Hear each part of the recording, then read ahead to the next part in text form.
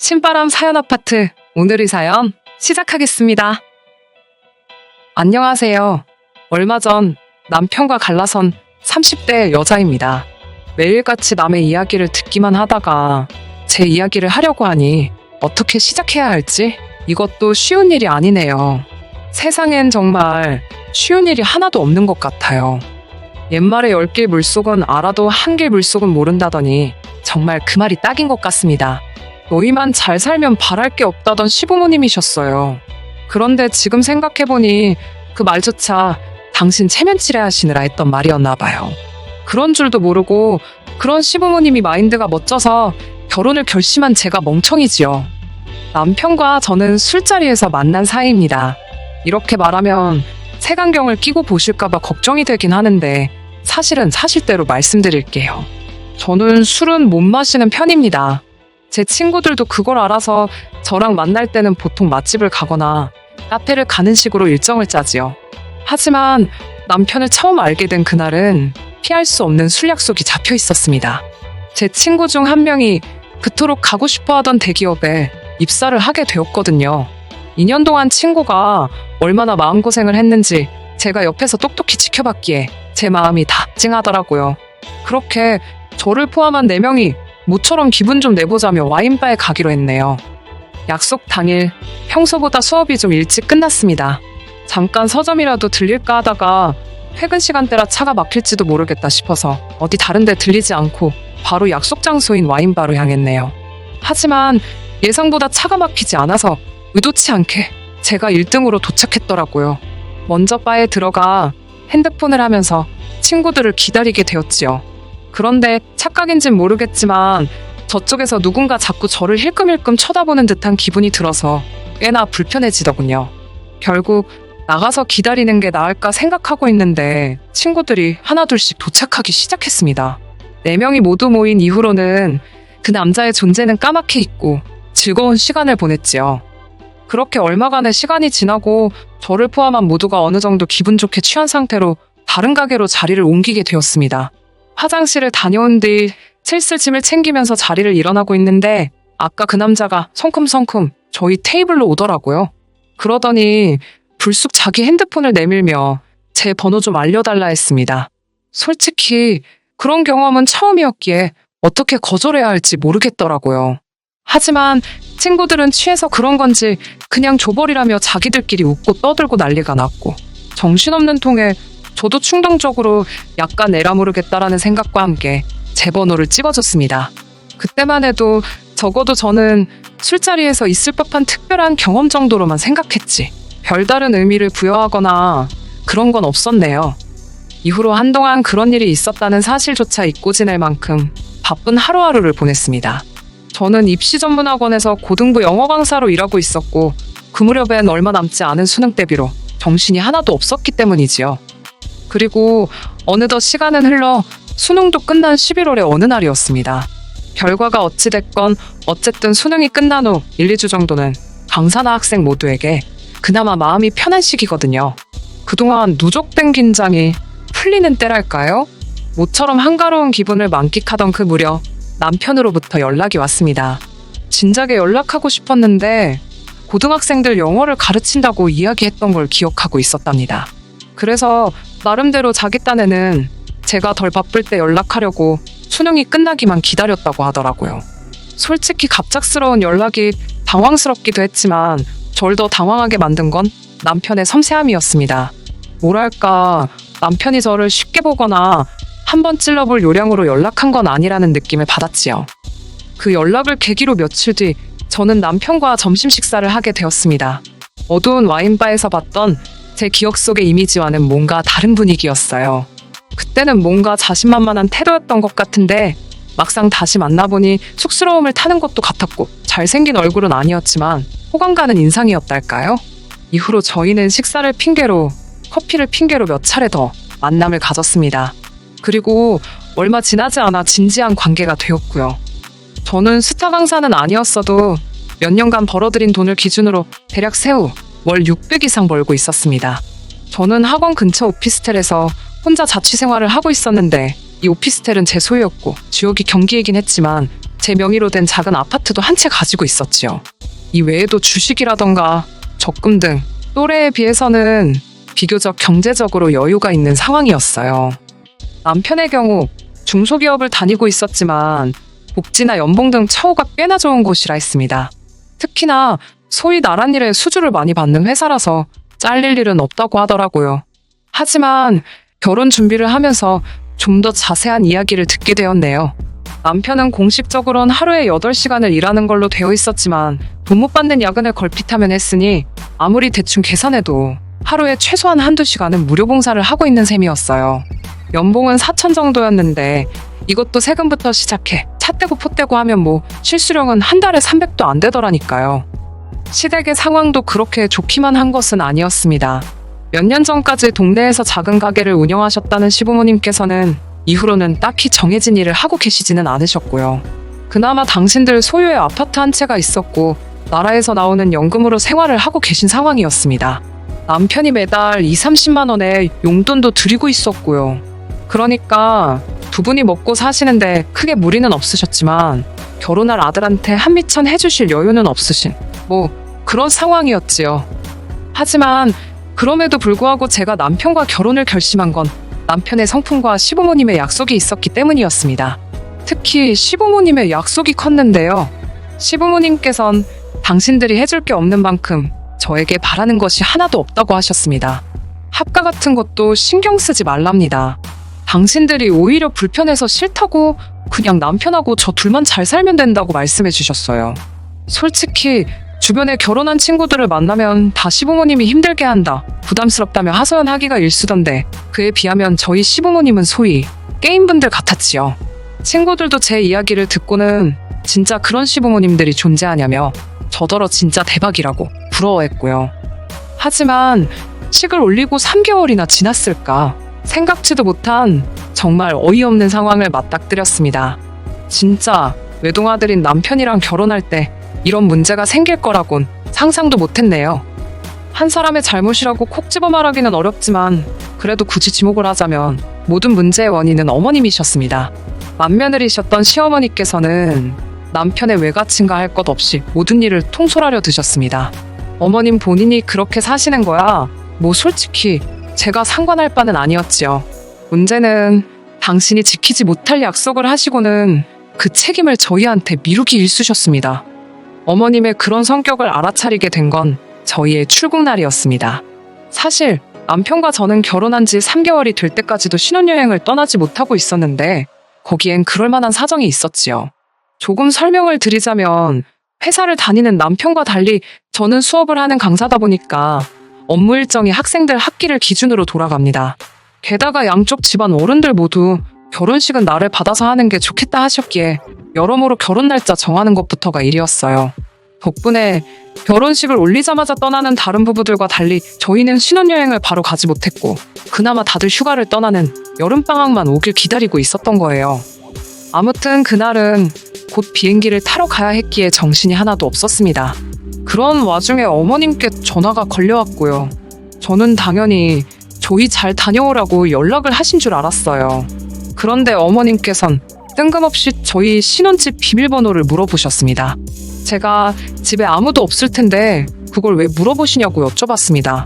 그러자 어머님께선 숙부의 아들, 그러니까 저에겐 시동생이지요. 사실 도련님이나 서방님이라고 불러야 한다는데 지금 그 소리도 곱게 안 나와서 그냥 시동생이라고 할게요. 그 시동생이 서울에 며칠 볼 일이 있어서 올라온답니다. 그 소리를 듣곤 어머님께서 저희 집에서 지내면 된다고 하셨다는 거예요. 그러면서 그 사촌동생은 오후 2시쯤 서울역에 도착하니까 당신이 먼저 저희 신혼집에 오셔서 청소도 좀 해놓고 그러려고 한다시대요. 너무 황당했지만 혹시나 예의 없다고 느끼실까봐 최대한 정중하게 어머님, 그건 어려울 것 같다고 말씀드렸습니다.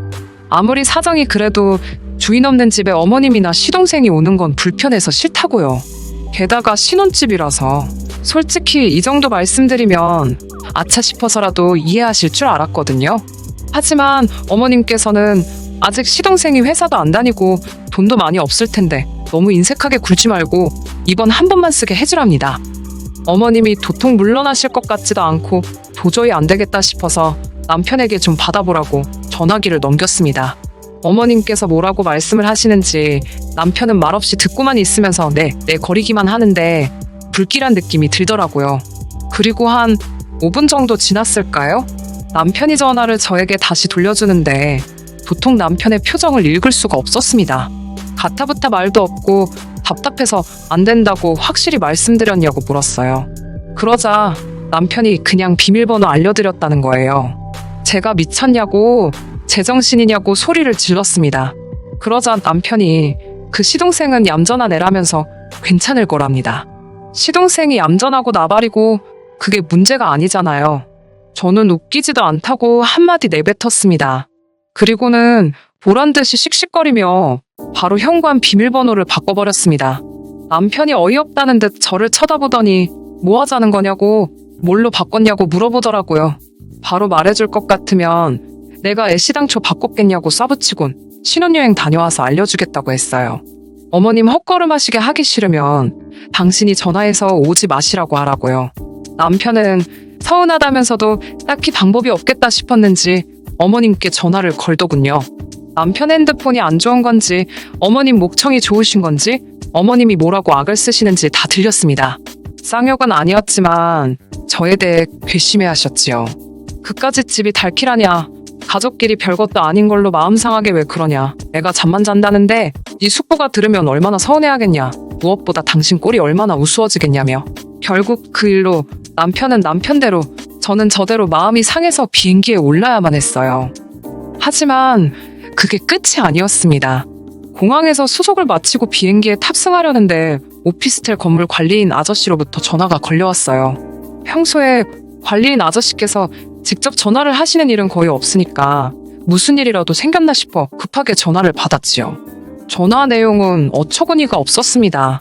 누가 저희 집 도어락을 열려고 여러 차례 시도하는 걸 아저씨가 붙잡으셨다는 거예요. 아무래도 이상한 여자 같다면서 자기가 이 집 주인 엄마라고 하더랍니다. 하지만 관리인 아저씨께선 저나 저희 친정어머니 얼굴을 잘 아시거든요. 도저히 안 되겠다 싶어서 경찰을 부르려다가 그래도 먼저 말을 해줘야 하나 싶어서 전화를 하셨다고요. 그런데 이런 맙소사 전화기 너머로 저희 시어머니 목소리가 들리는 게 아니겠어요? 일단 전화를 바꿔달라고 하곤 어머님께 집으로 가시라고 지금 뭐 하시는 거냐고 한마디 해버렸어요.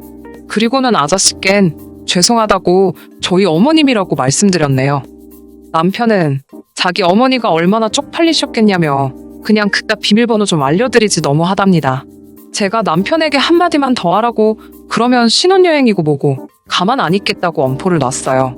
그러자 남편도 더는 별말 안 하고 짜증난다는 듯 한숨만 내쉬더라고요. 당연히 신혼여행지에 도착해서도 마음이 편치가 않았습니다. 어머님으로부터 온갖 짜증과 화가 가득 담긴 문자가 줄기차게 와댔거든요.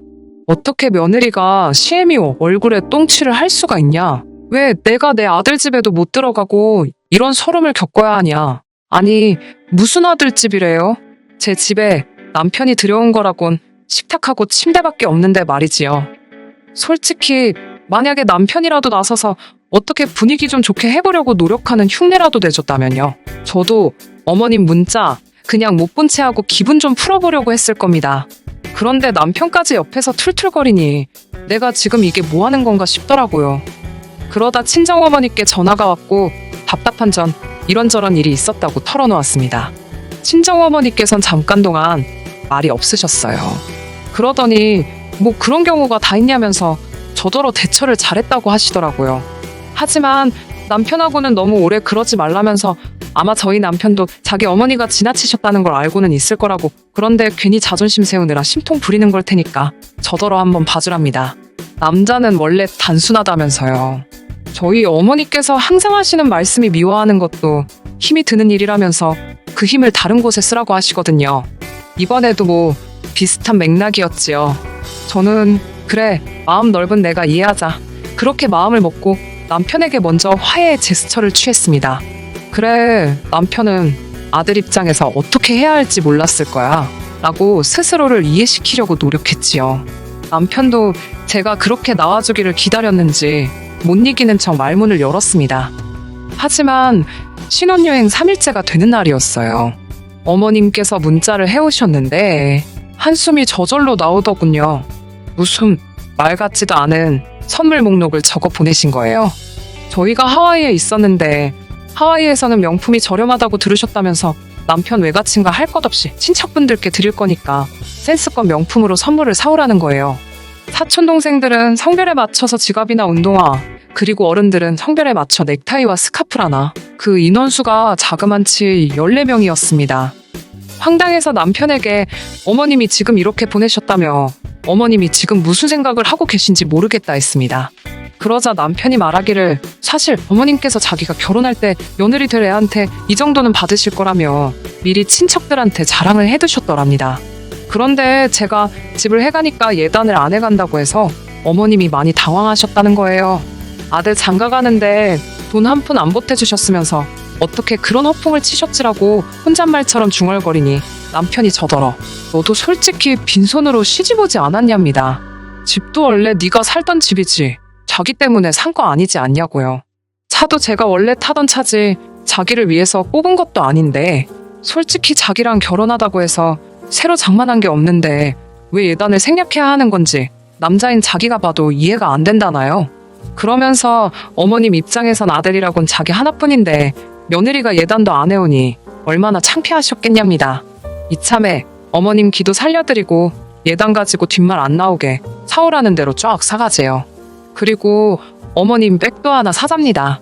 백, 어이가 없었지만 이유나 들어보자 싶어서 물으니 신혼여행 오기 전에 제가 어머님 가슴에 대못을 박지 않았냐며 용서를 구해야 할 것 아니냐고요. 여기까지 듣고 나니까 진짜 거지근성이 이런 건가 싶더군요. 전 아무런 대꾸도 하지 않았습니다. 그리고는 어머님이 말씀하신 명품 매장에 가서 보란듯이 백 2개를 샀어요. 남편이 하나는 누구 거냐고 묻길래 하나는 내 거고 하나는 우리 엄마 거라고 했죠. 그러자 남편이 실망했다는 듯이 기분 나쁜 표정을 하곤 자기 엄마 건 안 사냐입니다. 그래서 네 돈으로 사라고 했어요. 친척들 선물도 네 돈으로 사라고 난 뒷말 나와도 상관없다고 했습니다. 남편이 상관없다고 되묻길래 어차피 이제 남 될 건데 날 씹던지 말던지 알게 뭐냐고 그랬지요. 남편이 정색을 하면서 그게 무슨 소리냐길래 한국 도착하는 대로 내 집에서 나가라고 했습니다. 그 잘난 식탁하고 침대 가지고 가라고 원하면 돈으로 줄 테니까 꺼지라고 했어요. 그리고선 바로 택시 타고 숙소로 돌아와 짐 쌌습니다. 제 비행기표만 바로 다음 날로 변경한 뒤에 남편에게 말도 안 하고 한국으로 와버렸지요. 오자마자 그 인간 짐 싸서 시댁으로 보냈고요. 퀵으로 보냈더니 1~2시간이나 지났을까 어머님께서 전화를 해오셨습니다. 아주 반가운 목소리로 받았더니 이건 뭐고 너는 왜 한국에 있냐입니다. 지금 이게 다 뭐 하자는 거냐고 아주 화를 내시더라고요. 보아하니 남편과 통화를 하셨던가 봐요. 저는 말 막 하지 마시라고 저 그 집 며느리 안 한다고 어머님이랑 저랑 완전히 남남이니까 말 그따위로 하실 거면 전화하지 마시라 했습니다. 이튿날 원래 날짜에 맞춰 귀국한 남편이 당연하다는 듯 오피스텔로 왔더라고요. 지 엄마를 닮았는지 비밀번호를 바꿨다고 분명히 말을 했는데도 틀린 번호를 삑삑삑 어지간히 눌러대더라고요. 제가 경찰 부르기 전에 꺼지라고 현관문에 대고 쏴붙였습니다. 남편은 진짜 왜 이러냐면서 자기가 미안하답니다. 자기는 제가 착하고 이해심도 많은 사람인 줄 알았다고 연애 때 자기한테 돈도 잘 쓰고 그래서 자기 가족들한테도 잘해줄 줄 알았답니다. 한마디로 절 호구로 봤다는 거잖아요. 누굴 탓하겠어요. 다 제 업보지요. 뭐 그런 실랑이를 한 2주도 넘게 했던 것 같아요. 더 매정하게 하지 못한 건 솔직히 남편이 제 직장도 알고 제 친정도 알고 한마디로 저에 대해 다 알고 있잖아요. 염치가 없어서 그렇지 성품이 나쁜 사람은 아니었지만 그래도 사람이 눈 돌아가면 어찌 될 줄 모르고 행여 해코지라도 당하지 않을까 걱정이 되어서 나중엔 저도 괜히 눈물 콧물 짜며 절 놔달라고 했어요. 사람이 급하니까 연기를 다 하게 되더라니까요. 결국 다행히 남편이 마음 정리를 해서 저의 짧았던 4개월이라고 해야 하나 무튼 결혼 생활은 막을 내렸습니다. 서류상 깨끗하면 뭐하나요. 친정 부모님은 그래도 법적으로 미혼이라고 기죽지 말라시는데 그건 제 양심에 찔려서 못할 것 같고 어쨌든 이제 곧 수능이라서 당분간은 애들 공부에만 올인하려고요. 살다 보면 또 생각지도 못한 일들이 있을 거고 그땐 지금보다 더 현명한 선택을 내릴 수 있도록 조심하면서요. 끝까지 들어주셔서 감사합니다. 오늘의 사연은 여기까지입니다. 구독과 좋아요, 알람 설정 부탁드리고 더 좋은 사연으로 다시 찾아뵙겠습니다. 감사합니다.